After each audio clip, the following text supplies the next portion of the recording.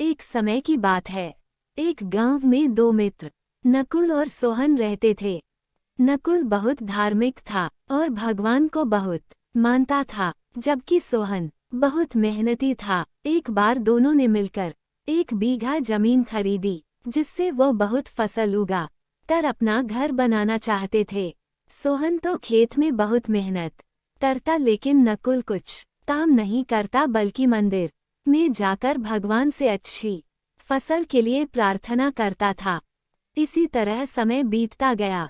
कुछ समय बाद खेत की फसल पककर तैयार हो गई, जिसको दोनों ने बाजार ले जाकर बेच दिया और उनको अच्छा पैसा मिला। घर आकर सोहन ने नकुल को कहा कि इस धन का ज्यादा हिस्सा मुझे मिलेगा, क्योंकि मैंने खेत में ज्यादा मेहनत की है। ये बात सुनकर नकुल बोला, नहीं, धन का तुमसे ज्यादा हिस्सा मुझे मिलना चाहिए, क्योंकि मैंने भगवान से इसकी प्रार्थना की, तभी हमको अच्छी फसल हुई। भगवान के बिना कुछ संभव नहीं है। जब वो दोनों इस बात को आपस में नहीं सुलझा सके तो धन के बंटवारे के लिए दोनों गांव के मुखिया के पास पहुंचे। मुखिया ने दोनों की सारी बात सुनकर उन दोनों को एक एक बोरा चावल का दिया, जिसमें कंकड़ मिले हुए थे।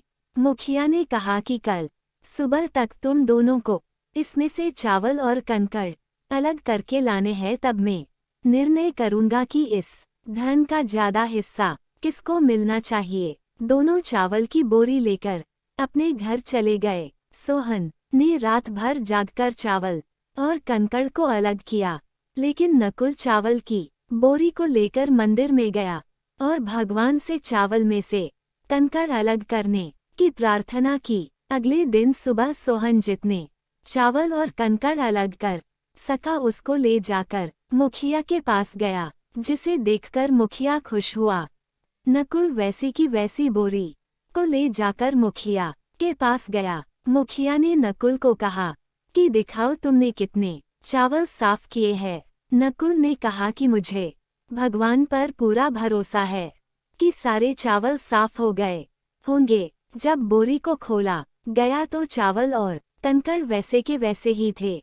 जमींदार ने नकुल को कहा कि भगवान भी तभी सहायता करते हैं जब तुम मेहनत करते हो। जमींदार ने धन का ज्यादा हिस्सा सोहन को दिया। इसके बाद नकुल भी सोहन की तरह खेत में मेहनत करने लगा और अब की बार उनकी फसल पहले से भी अच्छी हुई।